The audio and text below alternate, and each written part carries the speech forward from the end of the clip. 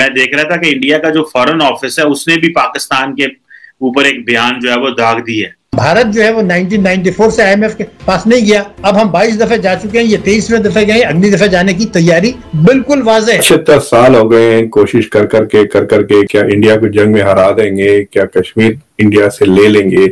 वक्त आ गया है कि Pakistan recognizes India as a regional leader.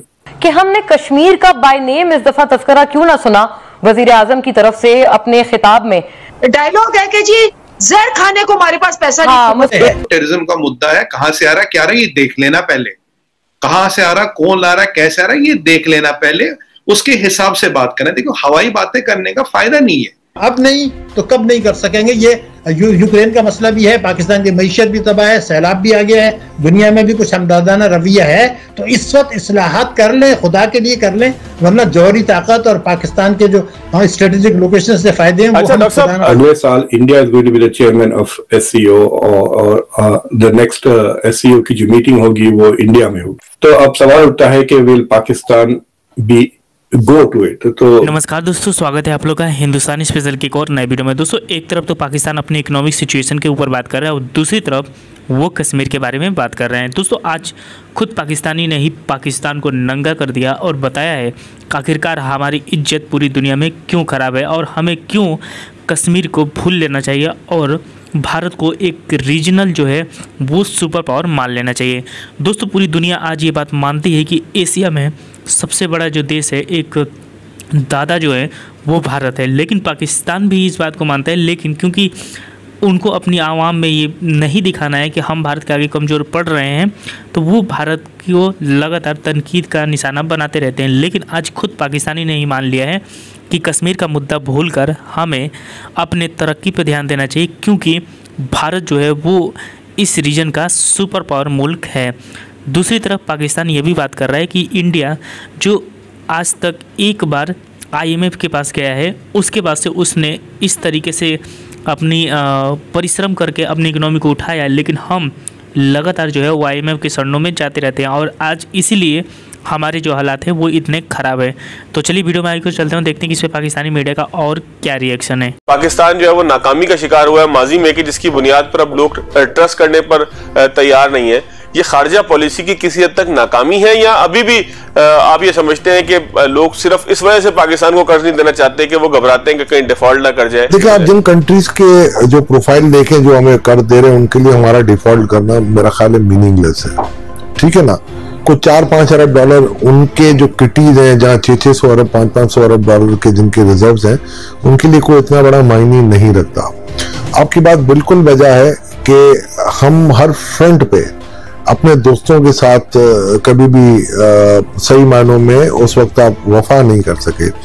मिसाल दूंगा सऊदी अरबिया की। जब आप देखें पिछली ये वाली नहीं से पिछली हुकूमत जो नून लीग की थी, जब उन्होंने हमसे मदद मांगी, जब इनका जो टेंशन था बॉर्डर्स पे, तो मेरा ख्याल है हम उनके साथ वो बात नहीं, हम पार्लियामेंट लेके गए और पार्लियामेंट से जिस तरीके से उसकी धज्जियां बिखेरी गई, तो मेरा ख्याल है वो नाराजगी अपनी जगह बजा थी। इसके बाद पिछली हुकूमत में भी अगर आप देखें तो हम यही जो है ना पिंग पोंग खेलते रहे। कभी हम चाइना की तरफ जा रहे थे, कभी हम US लॉबी की तरफ जा रहे थे, और नतीजतन ये हुआ कि जो हमारा ट्रस्ट डेफिसिट था वो वाइड से वाइड होता गया। इराक का कॉन्स्टिट्यूशन लिखा जा रहा था तो सुन्नियों ने बाइकआउट किया था, और फिर बाद में वो कॉन्स्टिट्यूशन बन गया और रेटिफाई भी हो गया, एनफोर्स भी हो गया। अब वो अभी भी तक रोते हैं कि उनके जो है हुकूक मारे गए उस कॉन्स्टिट्यूशन। आप उस कमरे में ही नहीं थे, you chose not to be part of it. जब इजराइल का नक्शा बन रहा था, UN में मुस्लिम मुल्कों ने बाइकआउट किया, फिर तो क्या फायदा हुआ? मेरा ख्याल ये है कि इट इज बेटर कि आप उस कमरे में हो बनिस्बत बाहर हो। It is always better to be at the table. अगर पाकिस्तान चूज करता है not to be at the table, तो फिर उस टेबल पे जो डिसीजंस होंगे उसके बारे में रोना नहीं बाद में, right? Because you have not had a chance to provide your input. वक्त आ गया है कि Pakistan recognizes India as a regional leader. इसमें पाकिस्तान का भी मफाद है, इसमें इंडिया का भी मफाद है। 75 साल हो गए हैं कोशिश कर करके कि क्या I don't know what the ultimate goal is. क्या इंडिया को जंग में हरा देंगे, क्या कश्मीर इंडिया से ले लेंगे? None of those things are happening. और आप देखें कि इस तरह की हरकतें तुर्की ने भी की थी पिछले 2-3 साल से। वो मुसलसल कश्मीर का मुद्दा लेके वो इंटरनेशनल फोरम्स में आ रहे थे, फिर 2-3 साल तक इंडिया ने बर्दाश्त किया, फिर उसके बाद इंडिया ने भी बैकलैश शुरू कर दिया, आर्मीनिया के साथ ताल्लुकात बढ़ाना शुरू कर दिए, साइप्रस में जाके India has begin to retaliate. तो इन चीजों से फायदे कुछ नहीं होते और दोनों मुल्कों के नुकसान होते हैं ये कन्फ्लिक्चुअल रिलेशनशिप्स पे। ये अलबत्ता है कि जो डेमोक्रेसी टाइप के जो लीडर्स होते हैं उनको थोड़ा बहुत टेम्पररी पब्लिक ओपिनियन में फायदा हो जाता है इस तरह के नेगेटिव फॉरेन पॉलिसीज की वजह से।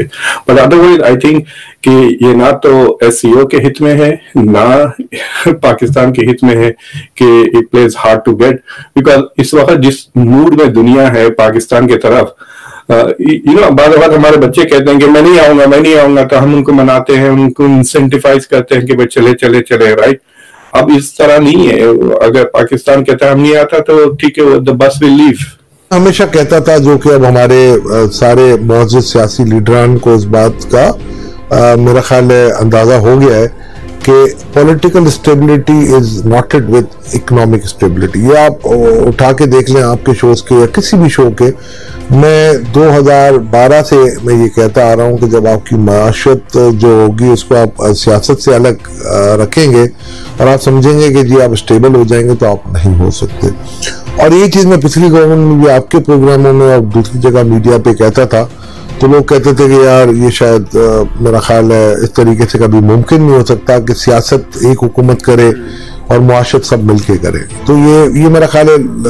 असल में दौला साहब इसमें ना एक प्रॉब्लम ये आता है कि हमारे यहाँ सियासत की बुनियाद भी मईशत ही होती है, महंगाई होती है, बेरोजगारी होती है, उस पे आप करें, पैसे ना होने की वजह से जो है वो उस पे आप करें, मैं नहीं मना कर रहा आपको ना करें, मगर ये मुआशरत के जो मामला थे जैसे प्राइवेटाइजेशन है या आपके जो एनएफसी अवार्ड हैं कि जिस तरीके से हम एनएफसी अवार्ड दे रहे हैं 60%, मैं नहीं समझता कि ये आपके लिए लॉन्ग टर्म वायबल होगा कि आप 60% ऑफ द फेडरल किटी आप दे सकें। दूसरा ये है कि अगर आप फर्ज करें किसी किस्म का कोई टैक्स इंपोज करना चाह रहे हैं, जैसे मैं आपको बता देता हूँ एग्रीकल्चरल टैक्स पर अगर आप सही से इंपोज करना चाहेंगे आप नहीं कर पाएंगे, क्योंकि एक हुकूमत जो हुकूमत में होगी वो फेवर कर रही होगी तो अपोजिशन वाले होंगे वो उसकी मुखालफत करेंगे, और आप ट्रेडर्स पे आप टैक्स लगाने जाएंगे वो मुखालफत करेंगे। तो मैं वही आपको हमेशा कहता हूँ और कहता रहूंगा कि जब 43% आपका टैक्स नहीं देगा, 2000 अरब अगर आप मुझे दे दें आज, तो मेरा बजट डेफिसिट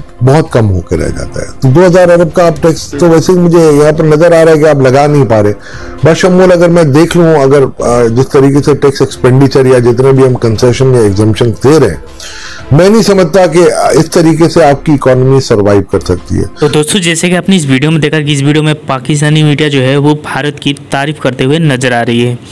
दोस्तों, तारीफ करना इसलिए भी बनता है क्योंकि पाकिस्तान ये बात तो बिल्कुल अच्छे तरीके से समझ चुका है कि चाहे कुछ भी हो जाए, कश्मीर अब उसके हाथ में नहीं आने वाला है। और अब कश्मीर का नाम ले लेकर हम इंडिया से और भी दूरियां बढ़ा रहे हैं, और अगर हम कश्मीर को भूल जाएं तो फिर इंडिया के साथ हमारे रिलेशन अच्छे हो सकते हैं और हम जो हैं वो भी तरक्की कर सकते हैं। लेकिन पाकिस्तान, क्योंकि वहाँ पे चुनाव चल रहे हैं और इसीलिए उन लोगों को ये समझ में नहीं आ रहा है और लगातार इंडिया को टारगेट कर रहे हैं और कश्मीर को टारगेट कर रहे हैं। दूसरी तरफ तो दोस्तों आपको पता होगा कि पाकिस्तान की बर्बादी में सबसे बड़ा हाथ जो है वो IMF का रहा है, क्योंकि जिस तरीके से जिस दिनों में जो भी गवर्नमेंट पाकिस्तान में रही है वो सिर्फ और सिर्फ परिश्रम करने के बजाय सिर्फ IMF, वर्ल्ड बैंक और इन सारी जो संस्थाओं हैं उसके पास भीख मांगने के लिए पहुंच जाते हैं। और दोस्तों, आज अगर पाकिस्तान की बात करें तो पाकिस्तान पे इतना कर्जा हो चुका है कि पाकिस्तान साल भर में उतना कमाता भी नहीं है। तो इस प्रकार की स्थिति पाकिस्तान की पहुंच गई है। वही जब वो इंडिया की तरफ देखते हैं तो इंडिया 500 बिलियन से ऊपर जो है वो उसके रिजर्व हैं, और पाकिस्तान के पास 4 से 5 बिलियन, और वो भी 2-3 बिलियन जो है वो मांगते रहते हैं। तो दोस्तों, बस आज की वीडियो में इतना ही। आपकी क्या राय है आप हमें कमेंट करके जरूर बताइएगा, और अगर आपको ये वीडियो पसंद आए तो वीडियो को लाइक और हमारे चैनल हिंदुस्तानी स्पेशल को भी सब्सक्राइब कर ले, क्योंकि हम आपके लिए ऐसी इंटरेस्टिंग वीडियो लाते रहते हैं।